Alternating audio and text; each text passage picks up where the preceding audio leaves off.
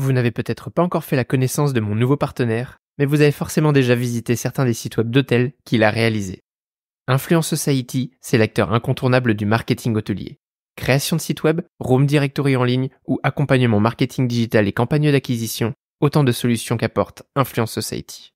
Plus récemment, mon partenaire a déployé des initiatives pour aider notre secteur hôtelier à utiliser l'intelligence artificielle au service des sales et marketing. Vous voulez améliorer votre stratégie digitale? Contactez Influence Society de ma part et bénéficiez de 45 minutes offertes avec son fondateur, Sébastien Félix. N'attendez pas que la technologie vous dépasse et faites de votre marketing digital un pilier de votre stratégie de développement grâce à Influence Society. Ma première invitée de l'année est une spécialiste des VSS. Si vous ne savez pas ce que c'est, restez avec nous.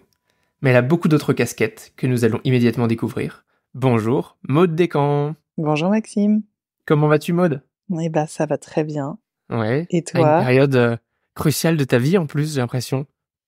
Et oui, c'est pas seulement le début de l'année où on se souhaite la bonne année, c'est aussi le début d'une nouvelle grande aventure parce que d'ici quelques semaines, je serai à nouveau maman.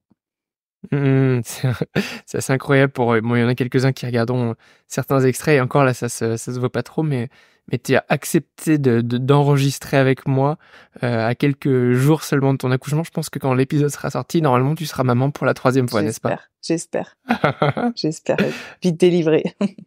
Bah oui, je comprends. Écoute, on va pouvoir reparler de toi, mais je te lance tout de suite dans une question technique, ça va peut-être intriguer certains des auditeurs. C'est quoi une ou des VSS? Alors, VSS, effectivement, c'est un acronyme qui est pas toujours très connu et que je ne connaissais pas il y a encore quelques années. Ça veut dire violence sexiste et sexuelle, tout simplement. Ok. Et moi, il y a quelques mois, je ne connaissais pas ça non plus. En fait, j'ai découvert à travers toi, quand on avait échangé dans la construction de ton mémoire. On va rediscuter de ça. Avant de trop rentrer dans le détail, je voudrais bien que tu me racontes qui tu es, comment est-ce que finalement t'en es arrivé là, au-delà des VSS, un peu ton parcours pro, ce que tu fais aujourd'hui, et après on fera le lien avec la thématique du jour. Ok, avec plaisir. Pour commencer, moi j'étais pas du tout partie pour travailler sur le sujet des VSS et pas non plus dans le secteur de l'hôtellerie, mais la vie est bien faite et en fait moi à l'origine j'avais plutôt envie de travailler dans le monde des solidarités. Donc je suis partie après une école de commerce, je suis partie en Thaïlande au PNUD, Programme des Nations Unies pour le développement, faire un D'accord. stage pendant lequel je me suis ennuyée à mourir. Mais vraiment. Et du coup, j'ai bifurqué pendant ce stage vers un réseau de franchisés dans une boulangerie française locale à Bangkok. Et je me suis régalée à tout point de vue, pas seulement parce que j'avais le droit de manger les viennoiseries au siège de la boulangerie. Et du coup, ça a un peu orienté la suite parce que je me suis dit que finalement, j'avais très envie de travailler dans éventuellement la restauration et par extension l'hôtellerie. Et c'est pour ça qu'à la fin de mon école et de ma majeure entrepreneuriat, j'ai décidé de postuler dans le groupe Accor. Donc je suis rentrée comme ça dans l'hôtellerie à l'origine, sur un poste plutôt de chef de projet au sein de la direction des ressources humaines, sur un outil de mobilité et de gestion de carrière pour les managers du groupe Accor. Et du coup, voilà, l'aventure hôtelière a commencé plutôt voilà, par la porte d'entrée siège, RH. Oui, et RH. Voilà, exactement. Avec déjà une Ok. casquette formation, parce qu'il fallait former pas mal d'utilisateurs et utilisatrices à cet outil. Et donc j'ai fait des formations de formateurs. Et ça aussi, ça a été assez important parce que je me suis pas mal révélée dans cette activité, en tout cas avec cette casquette de formatrice. J'aimais beaucoup ça et bah tu vois, 15 ans après, c'est mon activité principale d'être formatrice. Donc C'est drôle quand voilà. même. Ah, c'est génial. Tu as été hôtelière opérationnelle quand tu étais dans un groupe ou chez un indépendant? Eh ben oui, effectivement, après avoir passé 3 grosses années donc au siège sur ce projet qui a périclité par ailleurs, mais bon, la petite histoire c'est que notre logiciel il s'appelait Success et en fait avec l'autre chef de projet on s'amusait à la fin parce que ça avait été un échec donc il portait très mal Ouais, son c'était nom. le fail de succès, Ouais, quoi. voilà, c'est ça. En tout cas, pour moi, c'était une vraie réussite cette première expérience. Mais après, j'ai eu envie d'aller dans les opérations. Je trouvais que j'étais trop éloignée de la réalité du terrain. Et donc, ça n'a pas été si évident parce que j'avais pas de formation pratico-pratique. Hein. Je sortais d'une école de commerce généraliste, donc c'était pas si évident pour moi de rejoindre un hôtel, mais j'ai quand même réussi. Et du coup, je suis devenue responsable qualité et expérience client chez Pullman, donc Trop basée bien. dans un hôtel. Ah oui. Et à quel endroit? C'était à Paris? Ouais, c'était à Paris, à la Défense. Ouais. C'est souvent comme ça que ça se passe. Voilà. Et donc là, j'ai pris une bonne claque, on va dire. Enfin, sur le job m'a vraiment enchantée. J'ai adoré ce poste de responsable qualité expérience client, mais j'ai découvert la réalité de l'ambiance terrain. Je sortais du cocon feutré du siège où on est un peu protégé et j'ai été un peu jetée dans la gueule du loup il faut le dire quand même, cet environnement de travail qui est assez particulier avec ces conditions de travail qu'on connaît quand on y a travaillé. Et bon, ça a été très formateur, mais j'ai dû quitter ce job au bout de un peu plus d'1 an, quoi. Je dirais 1 an et demi, parce que c'était compliqué au niveau managérial. Pour ne pas rentrer dans les détails. J'ai mis du temps à comprendre après coup ce qui m'était arrivé, mais la situation était devenue vraiment très tendue avec le directeur de l'hôtel. Et en fait, aujourd'hui, maintenant, je sais que j'ai dû faire face à une situation de harcèlement, mais à l'époque, j'étais absolument pas capable de la qualifier comme telle. Ok, hyper intéressant. On va peut-être boucler avec notre sujet après, alors si je comprends bien. Oui, probablement. Très bien. Ouais, donc tu quittes cet établissement, tu vas faire quoi après? Eh ben, je vais un peu en catastrophe. Hein. Donc, je suis en arrêt maladie, je cherche à me recaser ailleurs. J'y arrive tant bien que mal. Et je vais rejoindre un autre hôtel 5 étoiles, donc cette fois de la marque Sofitel, à Paris. Et là, toujours le même groupe. Ouais, toujours le même groupe. Et oui, je suis fidèle à Accor. C'est une boîte où je me sens bien, où voilà, j'ai quand même cette première expérience qui a été très très forte au siège, où je me suis sentie vraiment à ma place. Donc je persiste et je trouve un poste de responsable séminaire et banquet dans un autre hôtel, donc dans Paris.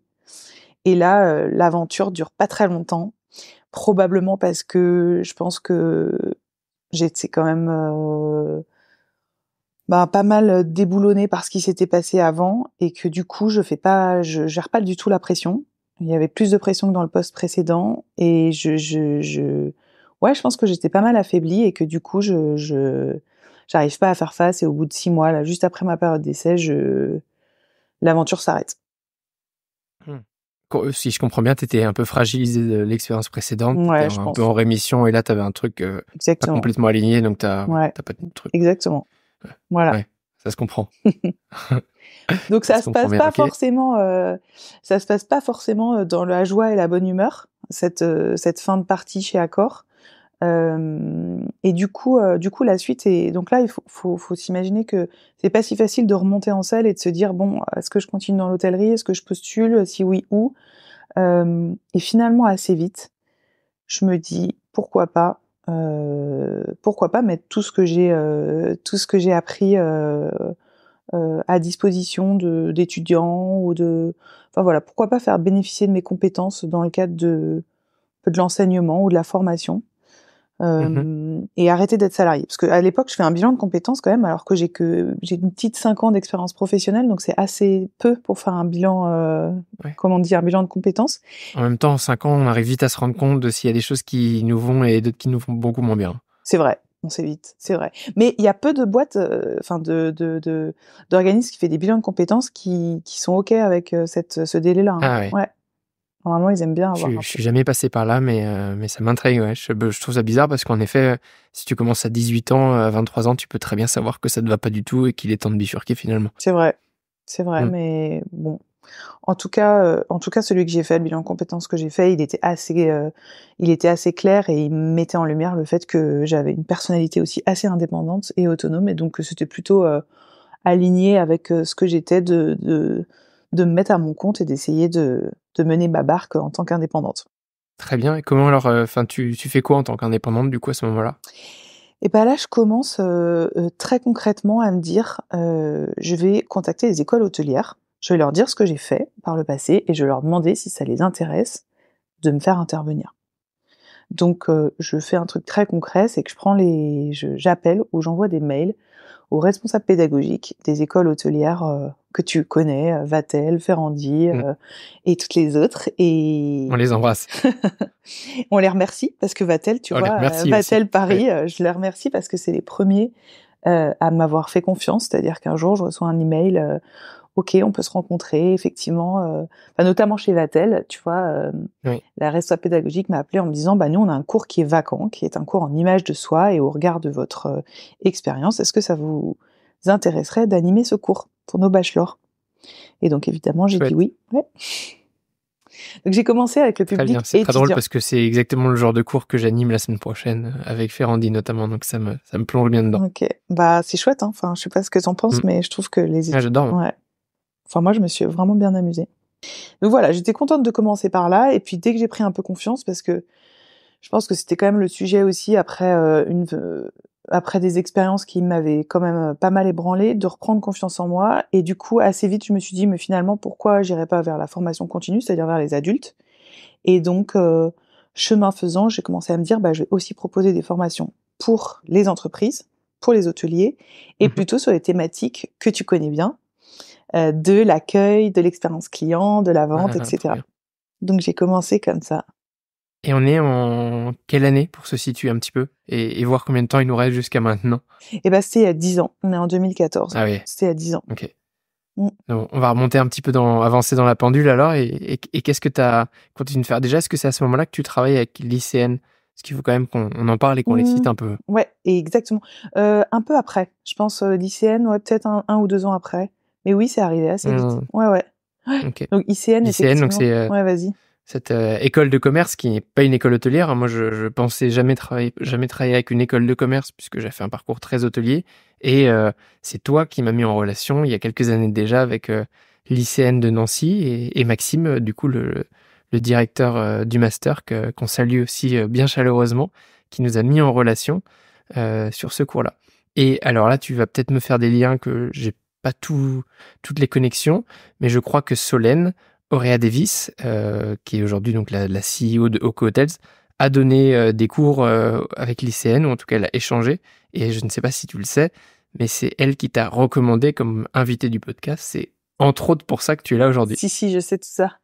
Et je sais aussi que Solène, elle est allée animer des cours à l'ICN sur mes recommandations. Parce qu'en fait, exactement. Tout s'explique. Et en fait, et en plus, ce qui est drôle, tu vois, tu m'y refais penser, c'est que je pense que je l'ai mis en contact quand je suis tombée enceinte d'Anna et que j'ai pas pu animer un cours à l'ICN. Et que du coup, Maxime m'a dit, est-ce que tu aurais pas quelqu'un pour te remplacer? Et là, j'ai pensé à Solène, qui était donc diplômée de l'EDEC comme moi et qui a été ma première cliente. Oko a été quasiment mon premier client. Oko était ton premier client sur un autre business dont tu vas nous parler bientôt. Ah non, sur le business. Sur le business indépendant. Ok. Ouais, sur les formations, c'est les premiers à avoir commandé des formations pour former les hôteliers à accueillir la clientèle dans leurs hôtels. C'est trop drôle, ce petit monde. Ok, donc te voilà formatrice pendant quelques années. D'ailleurs, je comprends que tu fais encore ça, mais peut-être que tu fais d'autres formations aujourd'hui.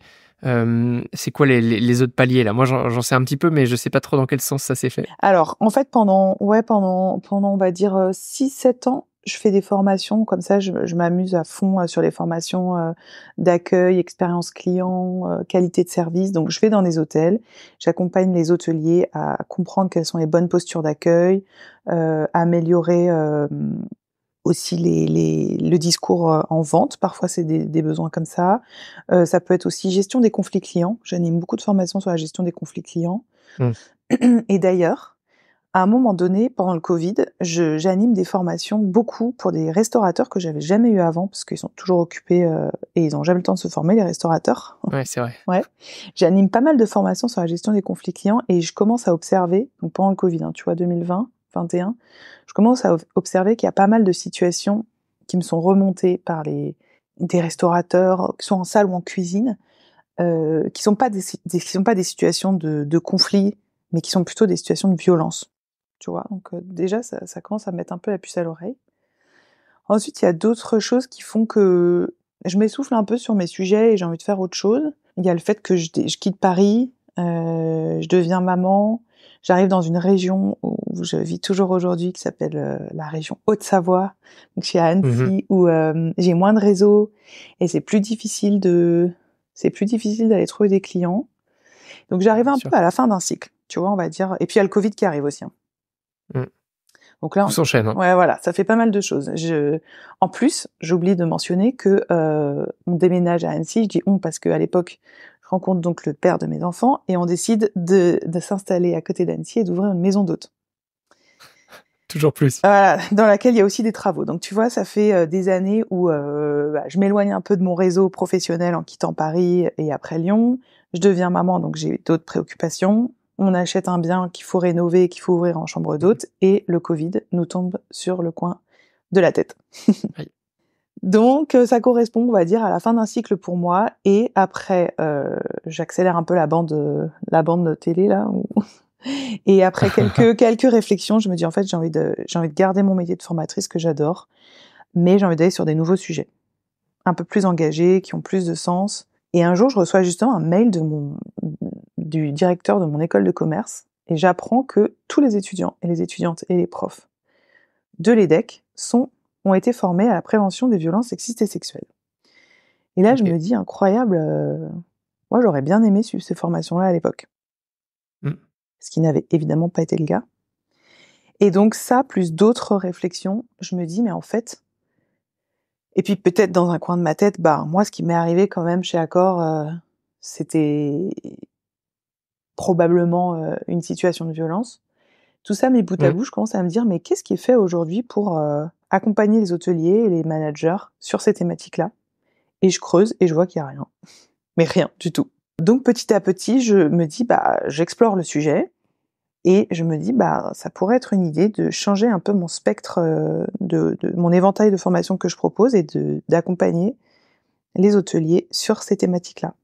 Sauf que ces thématiques-là, elles sont super nouvelles pour moi. Tu vois, c'est quand même assez éloigné de image de soi, accueil, tu vois, c'est un peu éloigné. Je me reforme. Pareil, j'ai du mal à trouver où me former, mais j'intègre un diplôme universitaire à Grenoble en 2021-22 du coup. Et là, je passe une année à me former sur le sujet de l'égalité professionnelle entre les femmes et les hommes, et j'adore. Trop intéressant. Génial, c'est un sacré sujet, mais en effet, c'est courageux de te remettre dans un DU, un diplôme universitaire, des années après avoir commencé ta carrière. Enfin, c'est un sacré changement. Maman d'un enfant, une maison d'hôte après travaux à Annecy. Tous ces chantiers. Ouais, alors tout ça c'est un petit peu installé quand même, hein, tu vois. C'est assez un peu installé, mais effectivement, mais je plonge dans cette formation ravie. Enfin, vraiment, j'ai l'impression d'une renaissance. Et c'est marrant parce que j'oublierai jamais, la directrice du DU, elle nous dit quand on arrive, vous allez devoir passer d'une posture militante à une posture professionnelle. Et moi, je sens que c'est l'inverse. C'est-à-dire que moi, je viens pour des raisons professionnelles, parce que je veux me former pour continuer professionnellement à proposer des formations et être calée et monter en compétence sur le sujet. Mais je me sens pas du tout militante. Et les autres, c'est l'inverse. C'est plutôt des filles. À l'époque, notre promo, c'était qu'une promo de filles, de femmes. Et à l'époque, elles sont plutôt militantes et elles veulent faire de leur militantisme un pan de leur carrière professionnelle. Ah ouais, c'est drôle.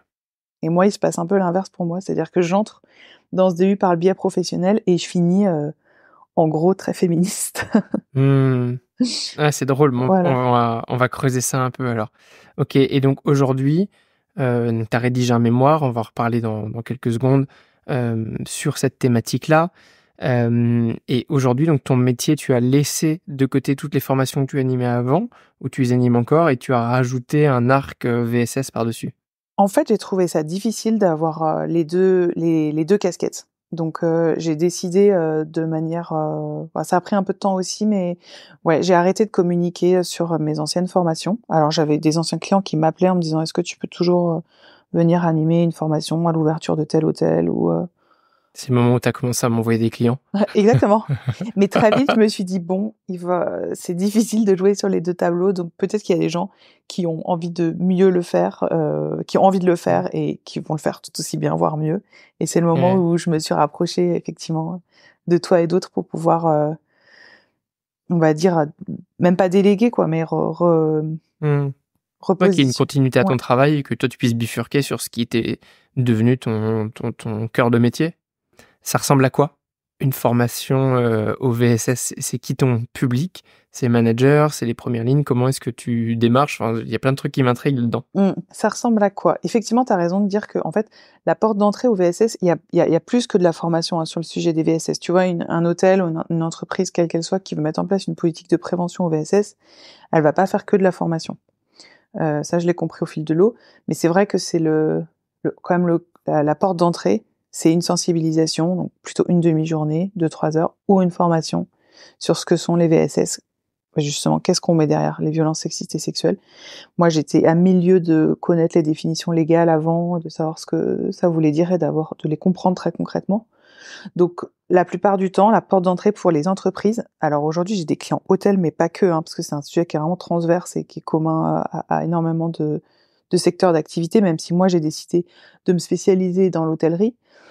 Souvent, c'est une formation d'une journée pour des managers, parce que pareil, c'est la première ligne qui est concernée, euh, ou des hôteliers, mais souvent des managers, et on parle le matin, on essaye de travailler autour d'une pyramide des violences sexistes et sexuelles pour identifier les différentes VSS, parce que c'est pas si évident de faire la différence entre un agissement sexiste d'un Ouais, outrage tu sexiste. peux, enfin, c'est explicable à l'oral, les différences entre les différents niveaux? Moi, je les connais parce que je me suis replongé dans ton mémoire, mais j'avoue que sinon, j'aurais pas pu les citer. Ouais, c'est explicable à l'oral. Après, le mieux, c'est d'aller voir une vidéo hyper bien faite de Caroline de Haas sur Brut, où elle explique très bien la différence entre ces différentes Trop bien. VSS. Mais Bah, tu me l'enverrais, je ouais, je la t'enverrai le partagerai lien. dans la newsletter. Maintenant, je mets toutes les références dans la newsletter, comme ça, Mm. c'est facile pour les auditeurs de retrouver tout ça. En tout cas, pour les auditeurs et les auditrices, il faut garder en tête qu'on parle de pyramide. Pourquoi? Parce que en bas de la pyramide, on va mettre les violences qui sont entre guillemets les moins graves, mais aussi parfois les plus banales, mais les moins Mm. sévèrement punies. Et en haut de la pyramide, on a le viol, qui est donc un crime, et Ouais. qui est la violence sexuelle la plus grave et la plus condamnable. Mm. Et entre les deux, en bas, t'as l'agissement sexiste. Concrètement, une blague sexuelle, une blague qu'on dit lourde, c'est souvent qualifiable par le code du travail comme un agissement sexiste. Ouais. Ouais, je sens Moi, que t'as je une me pose question, toujours la vas-y. question ouais, bah ouais, de la limite, en fait. Tu vois, où est la limite? Pour moi, je suis un nouvel employé, j'arrive dans une entreprise, qu'on m'explique de ce que je peux dire et ce que je peux pas dire. Mm. C'est un vrai sujet Mm. parce que peut-être que pour moi, quelque chose que j'aurais dit paraîtrait anecdotique alors que toi, tu le reçois pas du tout de telle manière. Et puis, surtout, si moi je le dis, ça va. Mais si les Mm. 30 autres Mm. collaborateurs de mon hôtel te disent la même chose tous les jours, tu le récupères pas de la même façon. Donc, ouais, où est Où est la la frontière? limite peut-être légale, ouais, ou la frontière, clairement. Bah, c'est justement ce dont on parle dans les formations, parce que t'es pas le seul. Tout le monde, enfin, la plupart des gens ne connaissent pas justement la frontière. Et c'est ce dont on parle en formation, c'est-à-dire à quel moment j'ai le droit de séduire au travail, parce qu'encore une fois, le code du travail n'interdit absolument pas la séduction au travail. Je sais pas si tu connais la stat, mais tu as un couple sur 4 qui se forme au travail, donc ça veut bien dire que... Coucou, j'en fais Ah voilà, partie. voilà. Donc ça veut bien dire qu'à un moment donné, il y a eu un rapport de séduction sur le lieu de travail ou en dehors du lieu de travail, Bon. mais dans le cadre de votre relation professionnelle, et ça c'est ok, et tant mieux, et les femmes s'en réjouissent. Mais et les hommes aussi, bien évidemment, mais c'est à distinguer la séduction du harcèlement sexuel, qui est évidemment condamné par le code du travail, qui est un Ouais. délit. Et la frontière, elle est simple, elle est dans des agissements qui sont répétés. Tu vois, par exemple, la notion de répétition. Moi, j'ai appris ça, c'est 2 fois. En droit français, c'est 2 fois. C'est-à-dire que tu fais une blague à connotation sexiste ou sexuelle, subie, et qui crée un environnement de travail dégradant. Tu le fais une fois, c'est entre guillemets juste un agissement sexiste. Tu le fais une deuxième fois, Oui. ça peut être constitutif de harcèlement sexuel, parce que la répétition, c'est au bout de 2 faits.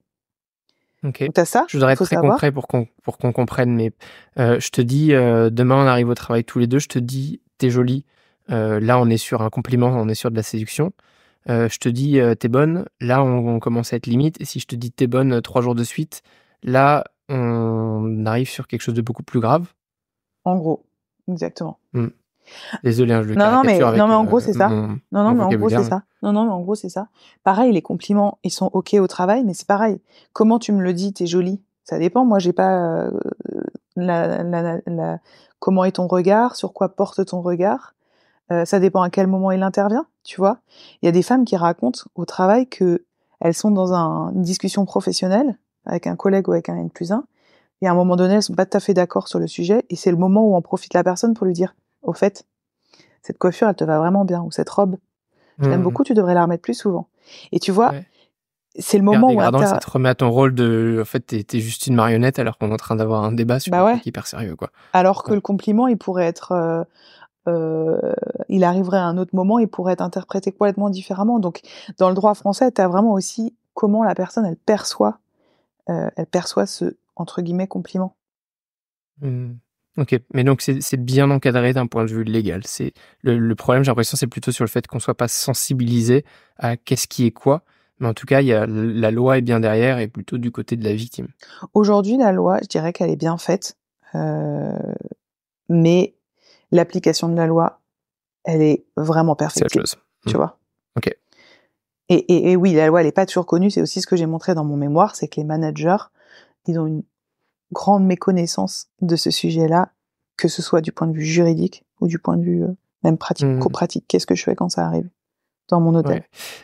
On va justement plonger dans ce mémoire que tu m'avais envoyé il y a déjà un moment. Je l'ai lu, mais je l'ai relu ces jours-ci. Et il y a des choses qui sont quand même édifiantes. Tu peux nous donner quelques chiffres ou moments clés qui sont pour toi significatifs au sujet de ces VSS? Alors, je veux bien, sachant qu'il n'y a pas beaucoup de chiffres de chiffres entre guillemets officiels sur les violences sexistes et sexuelles dans l'hôtellerie. Tu vois, l'objet d'un mémoire universitaire, c'est d'aller chercher de la matière, on va dire scientifique, pour que ce soit fondé. Et moi, j'ai eu beaucoup de mal à trouver.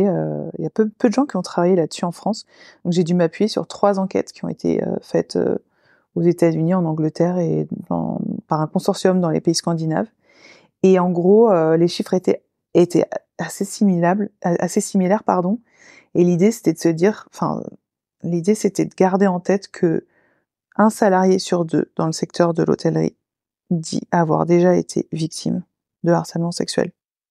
Waouh. Est-ce que c'est une salariée sur 2 ou est-ce que c'est tous sexes confondus? Non, c'est tous sexes confondus.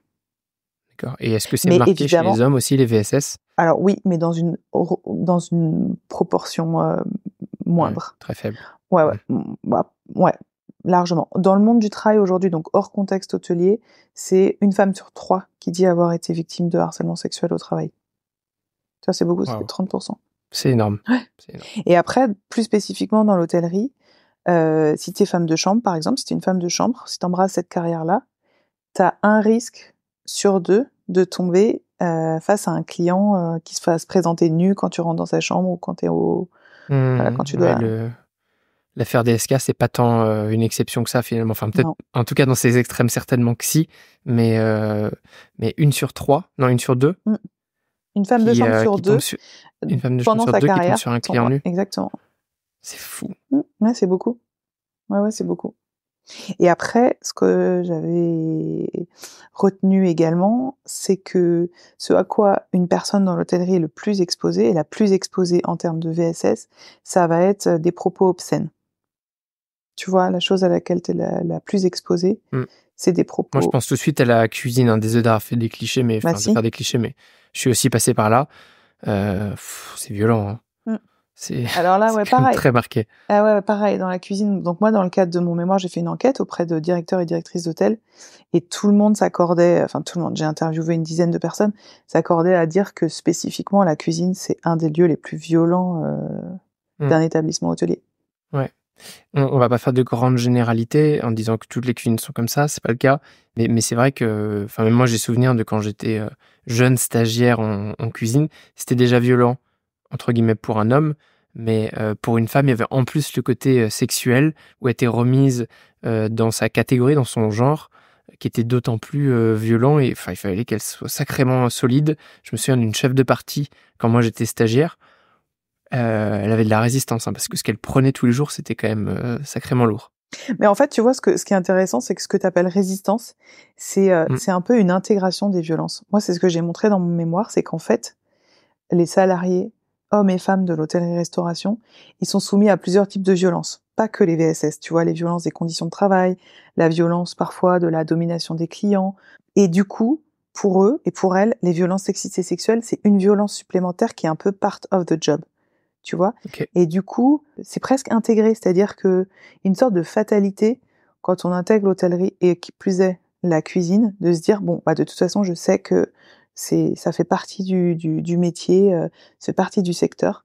Et il y a quand même une vague je pense qu'il y a quand même un vrai changement parce qu'il y a de plus en plus de personnes qui élèvent la voix pour dire bah non, en fait, on peut travailler dans une cuisine et dans un hôtel exempt de violence où c'est pas forcément constitutif du job. Enfin, on doit trouver que c'est pas normal de travailler dans un environnement professionnel violent.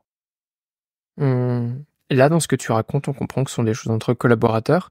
Déjà, est-ce que les VSS, c'est à tout niveau de collaboration ou est-ce que c'est plutôt management versus première ligne? Et est-ce que ça concerne aussi les clients et peut-être, si tu as des proportions de qu'est-ce qui concerne quoi? Ouais. Alors, bah, les enquêtes justement sur lesquelles je me suis appuyée, elles montraient que principalement c'était plutôt du harcèlement sexuel de la part des clients plus que entre employés. Ah ouais? Ouais, ouais, Ok, je ouais. l'aurais pas dit. Et en fait, c'est assez logique parce que ben, dans l'hôtellerie, t'es exposé à... C'est des métiers de relation clientèle, en fait. T'es Oui, en mais lien du avec coup, du ça veut dire public. qu'il y a qu'une partie des employés qui sont exposés, que ceux qui sont en ligne avec le client. Ouais, ceux qui sont en Donc, frontline. typiquement pas les cuisines. Alors, les femmes de chambre, oui, parce qu'elles y rentrent typiquement, mais pas tous les départements administratifs et back-office. Non, mais du coup, en proportion, eh ben, t'as quand même plus de personnes dans l'hôtellerie. Ça, je connais pas la stat, mais plus de personnes qui travaillent en frontline, donc en contact avec les clients. Tu Ouais. vois, toute la réception, tous les étages, la salle, ça fait déjà beaucoup, hein. Et du Mm. coup, eh ben, ils ont un risque plus important d'être exposés à des situations de violence sexistes et sexuelles. Et D'accord. effectivement, en premier lieu, c'est plus des violences qui viennent de la part de clients que des emplois, de harcèlement sexuel, par exemple, entre employés, entre collaborateurs. Mais ce qui est intéressant aussi de voir, enfin, moi, je l'ai montré dans mon mémoire, c'est que pour les managers, c'est plus facile de gérer une situation problématique de la part d'un client qu'une situation entre salariés qui est un peu Ah bah, bien sûr. un nid à problème. Ah bah, bien sûr, ouais, je te confirme. Et c'est pour ça que ça m'étonne parce que pour moi, c'est tellement évident quand il y a un harcèlement d'un point de vue d'un client, dans le sens que tout le monde le voit et puis généralement toutes les équipes, elles sont soudées entre guillemets face aux clients, en tout cas entre elles. Je trouve que c'est beaucoup plus subtil quand ça se passe dans une cuisine ou dans une équipe que entre collaborateurs où la plupart n'ont même pas, ne se rendent même pas compte de ce qui est en train de se passer.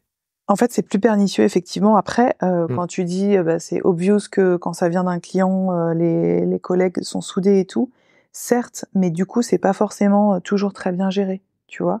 Pourquoi? Parce que, bah, surtout si tu vas dans un palace où le client, il rapporte beaucoup d'argent et il a des comportements sexistes ou sexuels, et bah, c'est difficile de la part du manager de prendre une Ouais. décision comme par exemple de lui dire, bah, Complètement. Et je vais illustrer parce que tu m'avais interviewé, je sais pas si tu te souviens pour oui, ton bien mémoire sûr. justement sur Mmh. ces sujets et évidemment c'est anonymisé dans ton mémoire, mais bon, comme c'est moi, je peux quand même me permettre de raconter. Hem, Balance.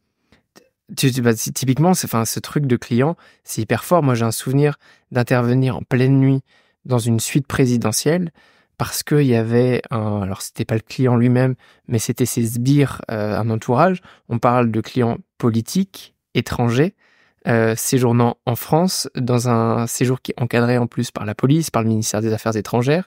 Hem, et la personne a fermé la cuisinette, la kitchenette comme on dit dans le jargon, derrière une employée de room service et a essayé de l'embrasser, euh, selon lui gentiment.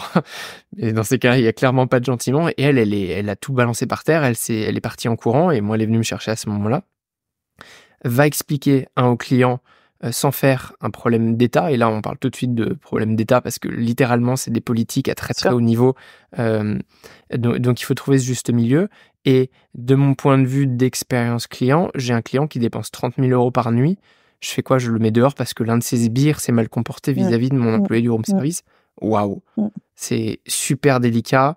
Et c'est toujours très très dur de trouver le juste milieu. Par contre, pour moi, il y avait une chose qui était essentielle, c'était protéger la collaboratrice en question, qu'elle soit plus exposée à ça, euh, et mettre les limites pour que ça se reproduise pas, quoi. Bien Et sûr. après, il y avait un traitement qui relevait de ma direction générale, qui n'était pas le mien, vis-à-vis de ce client, mais en tout cas protéger. Enfin, en tout cas, c'est comme ça que j'ai réagi, essayer d'éteindre l'incendie comme je pouvais. Mmh. Ouais, bien sûr. C'est la première chose à faire. Mais effectivement, c'est toute la difficulté en fait, c'est de savoir comment, même si c'est plus facile de fixer des limites à des clients que tu vas avoir de gérer une situation en interne entre deux personnes, entre deux collègues de travail, ça reste compliqué, surtout quand on monte dans les hôtels les plus luxueux, parce que c'est politique, parce que les clients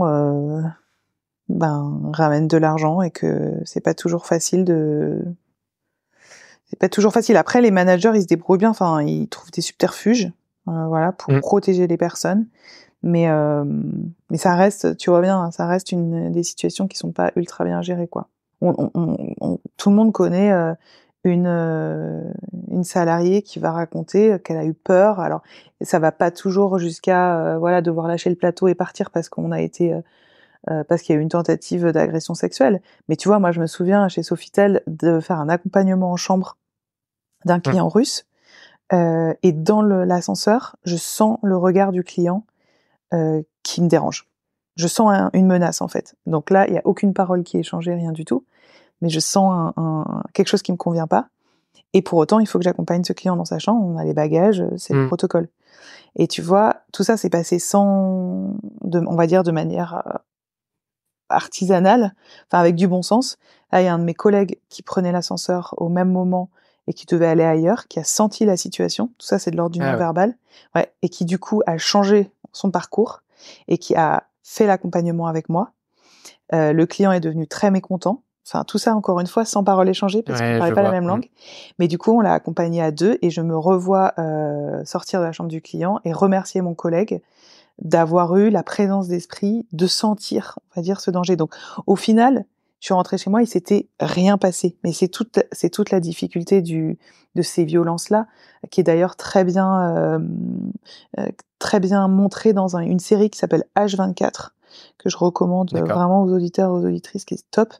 Et que parfois, en tant que femme, on vit une situation, que ce soit dans le cadre professionnel ou ailleurs, où in fine, il s'est rien passé, mais nous, on a senti qu'il y avait un risque, qu'il se passe un truc. Ouais, c'est très subtil. Comment tu le démontrer après? Et si t'interroges le client, il te dit, ah, mais non, mais pas du tout. Tu peux, enfin, ouais. Ouais, c'est dérangeant.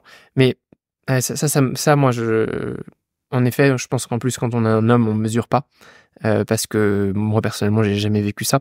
Cette situation de danger. Et pourtant, j'ai accompagné des centaines de clients et clientes. Alors que je pense que quand t'es une femme, beaucoup de femmes réceptionnistes dans des hôtels ont dû, à un moment dans leur vie, sentir au moins ce regard pesant, sans jamais pouvoir en parler à personne.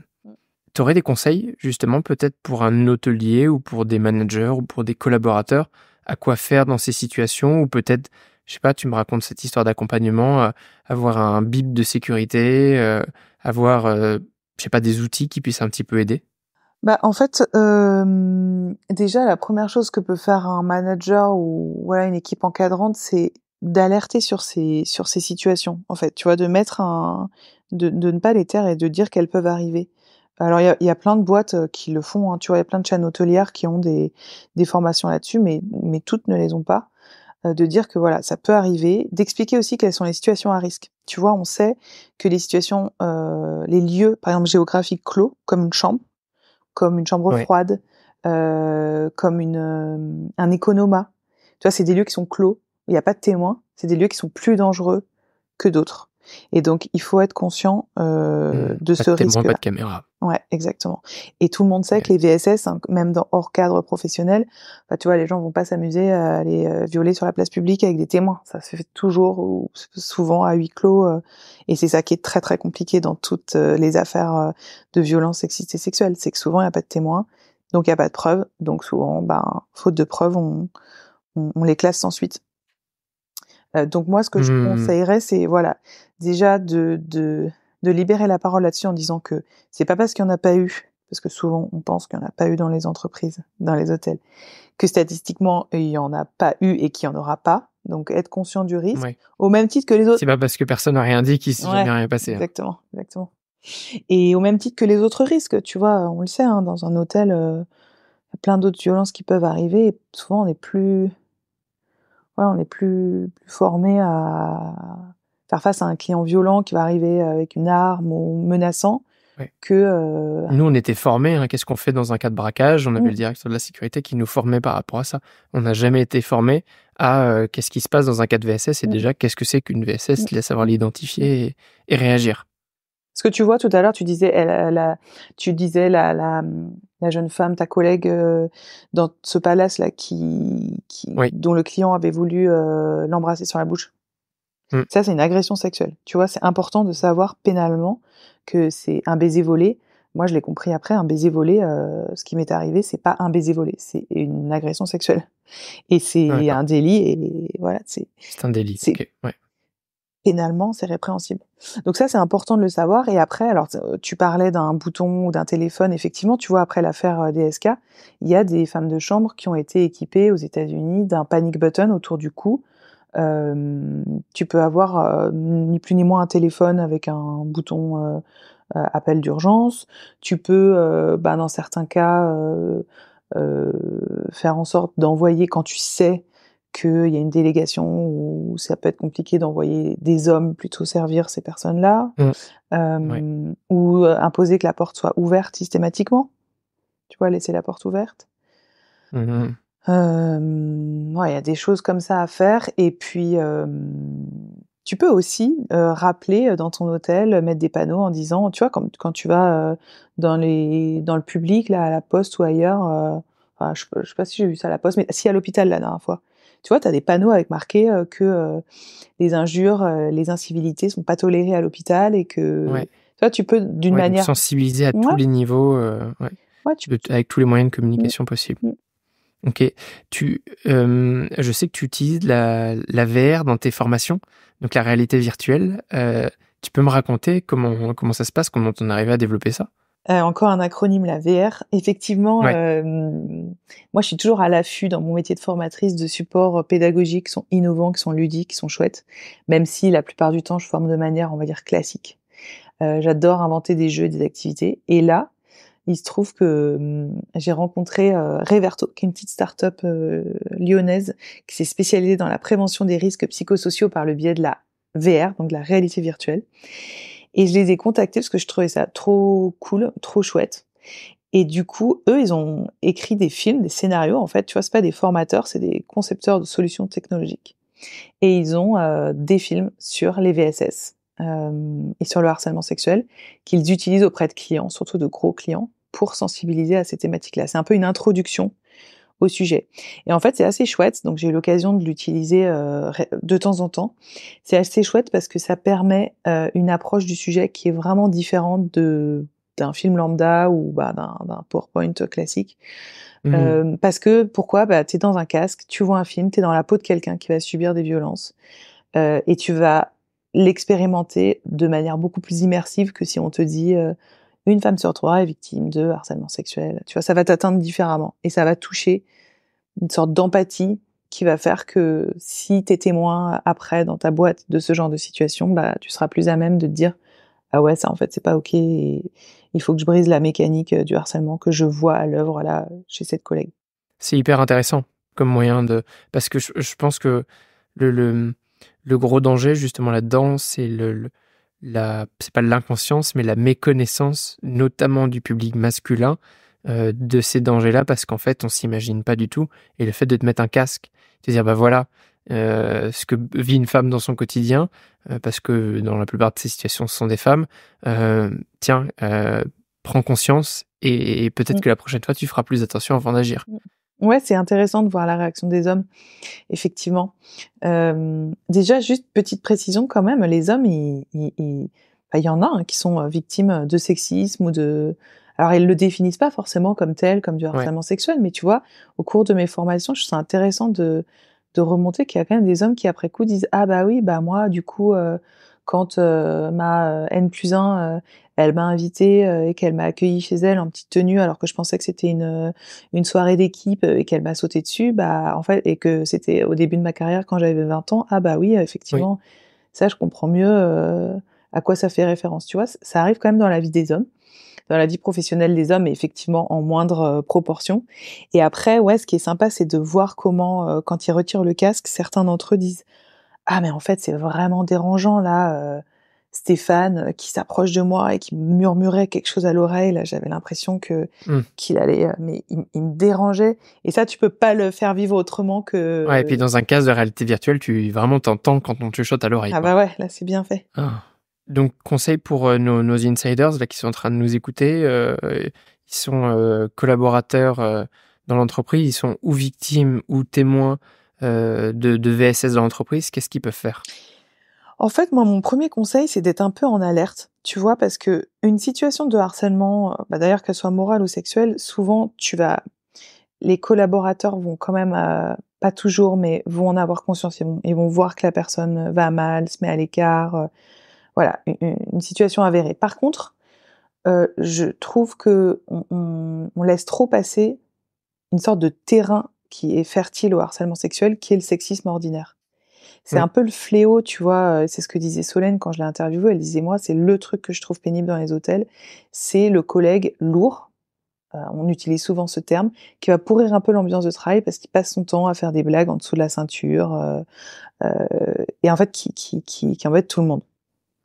Et je trouve que la première chose à faire, c'est un peu d'être capable, pour moi, il y a 3 étapes, tu vois? Il y a l'étape où, quand tu es face à une blague, sexiste ou sexuelle, bah, tu vas rigoler. Pourquoi? Parce que en fait, tu as envie de t'intégrer à l'entreprise, tu as envie de t'intégrer au groupe, tu pas envie d'être mal vu, je veux dire, on l'a tous fait et c'est carrément normal. L'étape d'après, c'est de rien dire et l'étape encore d'après, c'est de dire: «Écoute, là, en fait, c'est lourd» ou «En fait, Mm. on est au boulot, donc ça passe pas» ou «En fait, Ouais. ça fait 15 fois que tu nous fais cette blague, ou que tu lui fais cette blague et tu vois bien que ça la saoule, donc arrête». Donc c'est vraiment moi, mon premier conseil, c'est d'essayer vraiment de dire stop au sexisme de tous les jours, tu vois? Qui est, les petites interpellations familières, moi à la réflexion, tu vois, j'aurais pu c'est un peu dans ta question à la fin où tu dis si tu devais refaire les choses. Moi, je me rends compte que j'ai laissé passer vachement de trucs. Ah, dans ta carrière à toi, t'as Ouais, laissé passer beaucoup de choses? ouais. Ok. Et que maintenant, avec le recul, tu bloquerais d'entrée? Ben, alors, en fait, je suis assez indulgente, je me force à être indulgente avec la jeune professionnelle que Ouais. j'étais et tu vois, quand je suis arrivée chez Pullman et que j'avais, je sais plus 26-27 ans et que mon numéro 2 il en avait 50 et quand on visitait les chambres de l'hôtel pour X ou Y raison et qu'il me disait en mode blague, «Oh là là, si tu avais eu, 15 ans de plus, tu sais ce qu'on aurait fait toi et moi dans ce lit» et c'était une blague. Mais en fait, mis bout à Mm. bout avec le fait qu'il Ouais, m'appelle ouais, Miss bien sûr. Qualité, qu'il me masse les épaules tous les matins, ça me permettait pas de prendre aussi ma place professionnelle Ouais. et c'était finalement un terreau assez fertile à ce qui s'est passé par la suite, tu vois?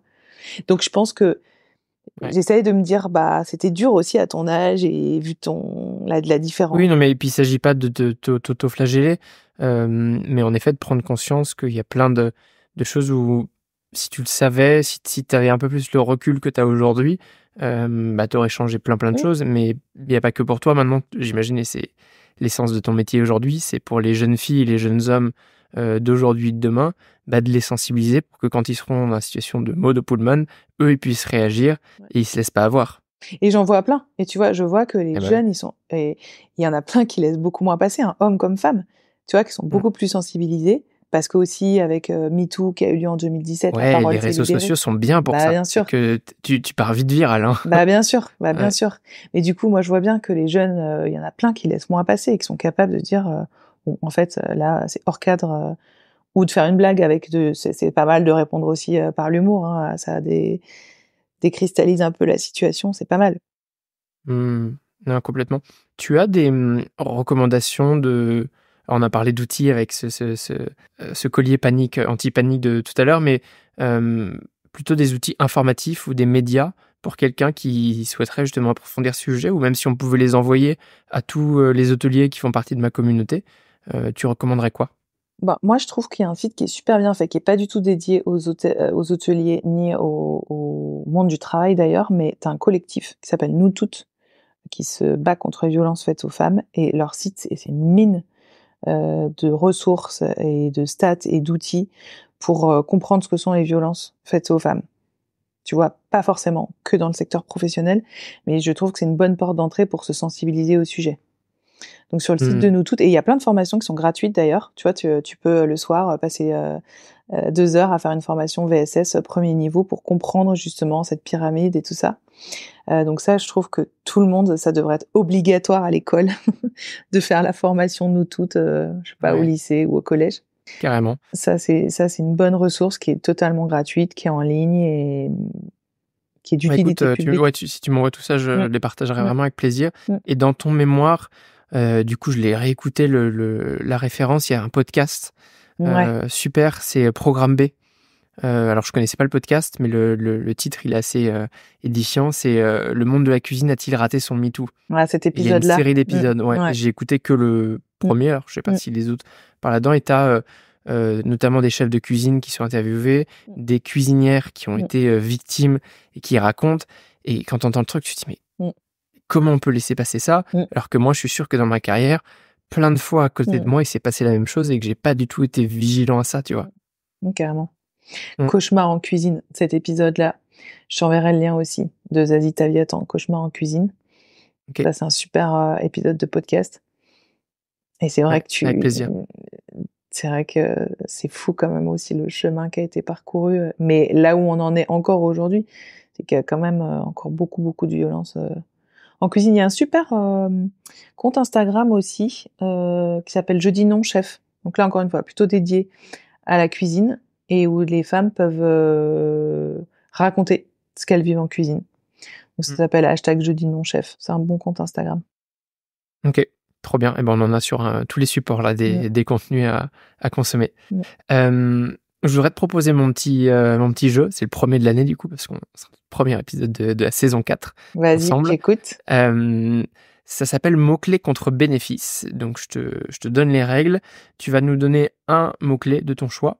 Et si mes auditeurs, donc les insiders, utilisent ce mot-clé avec une note, donc idéalement sur Apple Podcast, mais je l'accepte aussi sur YouTube parce que mes épisodes sont mis sur YouTube, ils reçoivent un bénéfice de ton choix.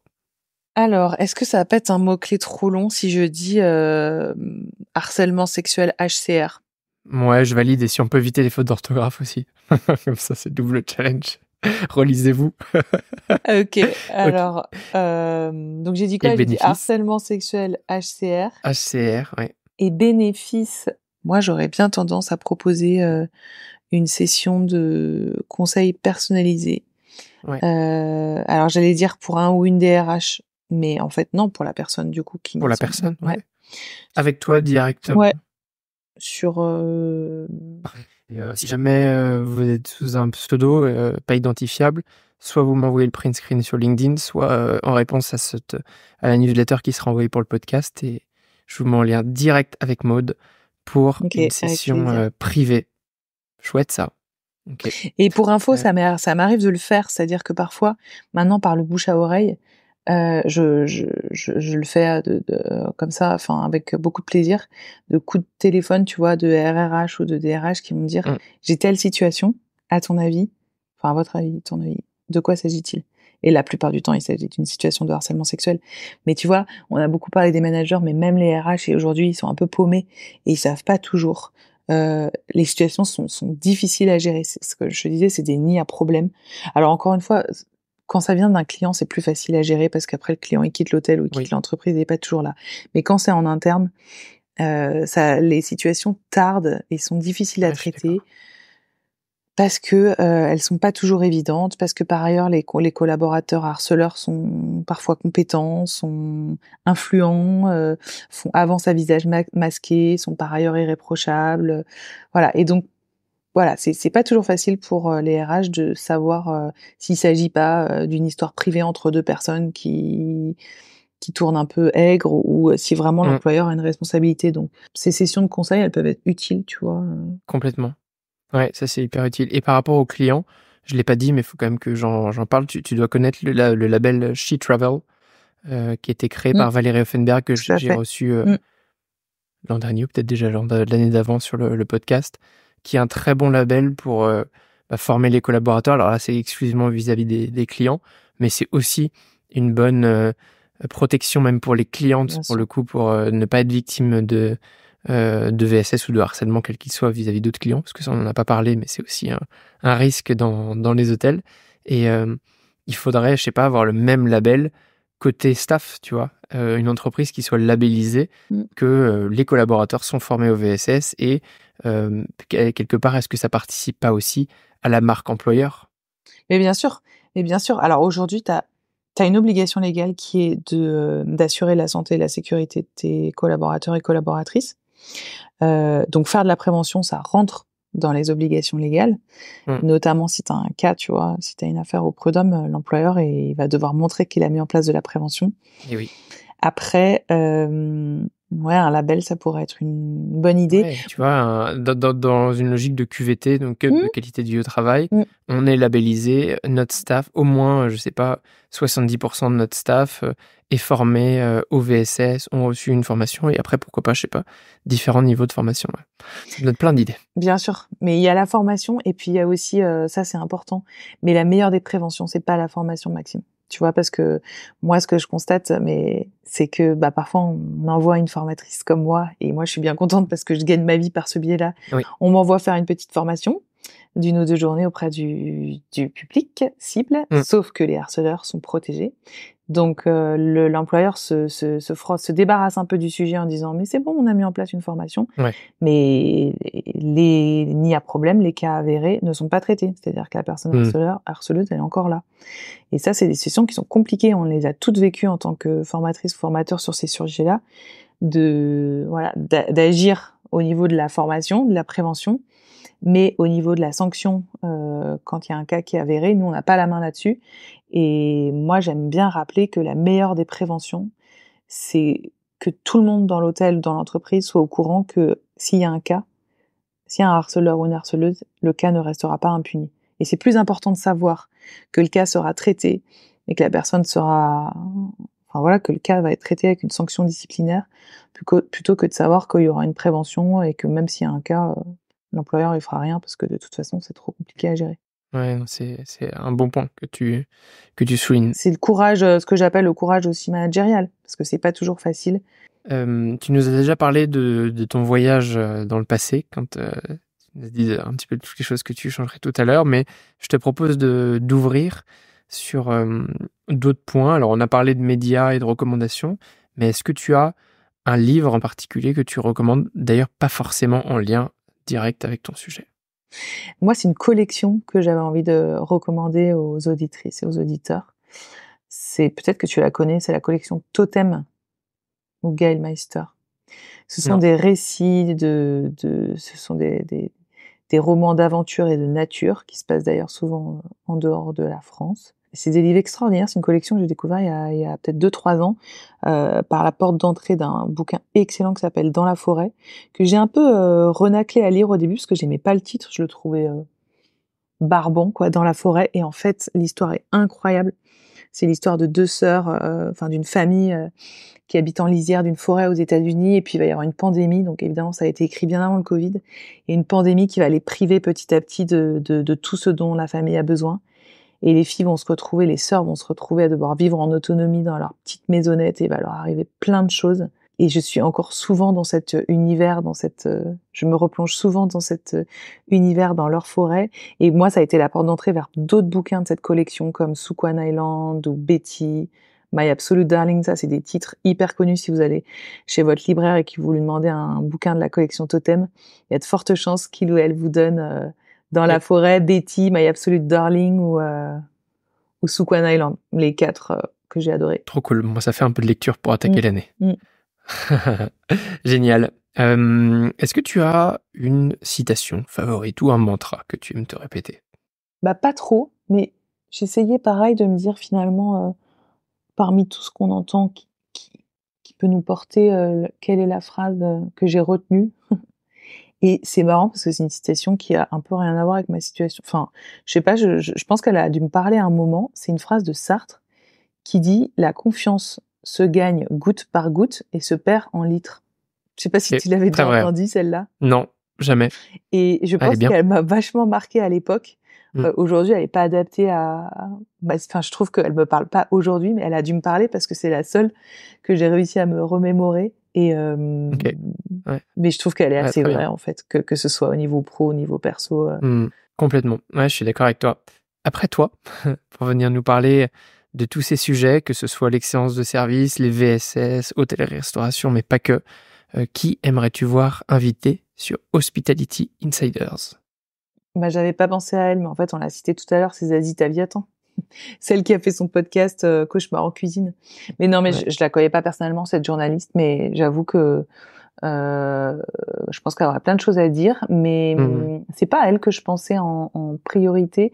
Moi, je pensais plus à quelqu'un de mon réseau qui s'appelle Jennifer Marant, qui est une jeune femme qui est assez audacieuse parce qu'elle a monté une école, une formation hôtelière à côté de chez moi, tu vois, à Annecy, qui est pas une Mhm. région où on a beaucoup. Enfin, en Suisse, on a les grandes écoles hôtelières, mais elle a. Tu t'adresses à un Grenoblois qui est très fier de son école hôtelière. Pardon, attention. Non, il y a de quoi faire autour de nous, mais venant de Paris, c'est incommensurablement différent. Bien sûr. Donc, je suis assez, j'ai été très bluffée par l'initiative de Jennifer qui a monté il y a 3 ans maintenant, je dirais, une école qui s'appelle GMH Formation où elle forme, voilà, elle amène c'est plutôt des adultes qui sont un peu en reconversion à embrasser une carrière de directeur ou directrice d'établissement touristique. Et elle a une énergie dingue. Elle m'a fait confiance pour me faire intervenir dès le lancement de son école sur mathématiques, donc prévention des violences sexistes et sexuelles en milieu hôtelier. Et voilà, je trouve que son parcours est chouette. Elle a beaucoup d'énergie et c'est une entrepreneuse, tu vois, dans notre secteur qui est probablement pas très connue, Ouais. mais qui Ah, je participe serais ravi de l'avoir. Ouais, elle participe à une belle Écoute, initiative locale, ouais. tu me l'envoies et je la recevrai sur le podcast avec grand plaisir. Tu regretteras pas. Elle est chouette. Trop bien. Quelqu'un qui aimerait continuer cette conversation avec toi, ma chère Maud, comment est-ce qu'on peut te contacter? Alors déjà, on va pas me contacter pendant les 2 prochains mois parce que je Ouais, ne serai pas s'il vous plaît, contactable. soyez sympa. Voilà, bah écoute, jusqu'à avril-mai, on te laisse tranquille, promis. C'est sympa.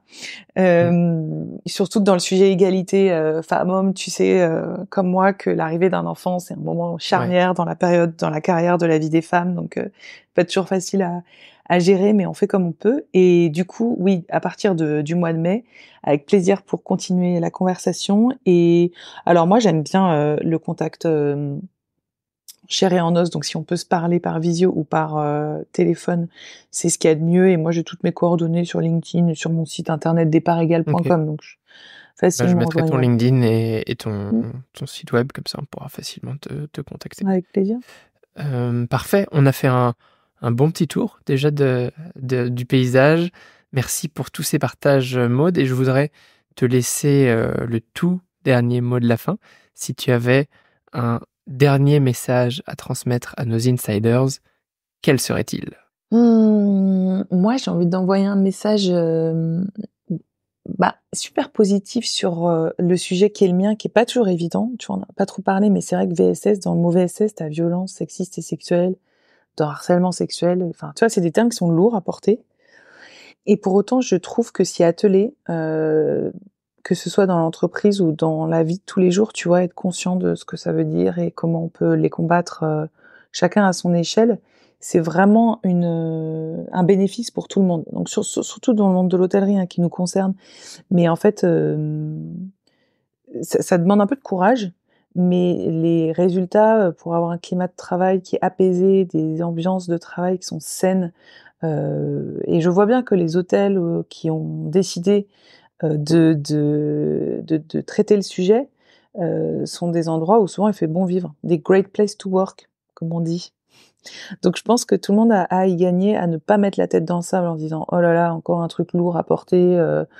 On parle de risque, de violence. Ben non, en fait, savoir ce à quoi ça correspond et comment on met en place des actions pour que le lieu de travail soit sain, soit apaisé et évite aussi pas mal de turnover, qui est la problématique récurrente des hôteliers. Donc, je les invite à travailler là-dessus, avec joie.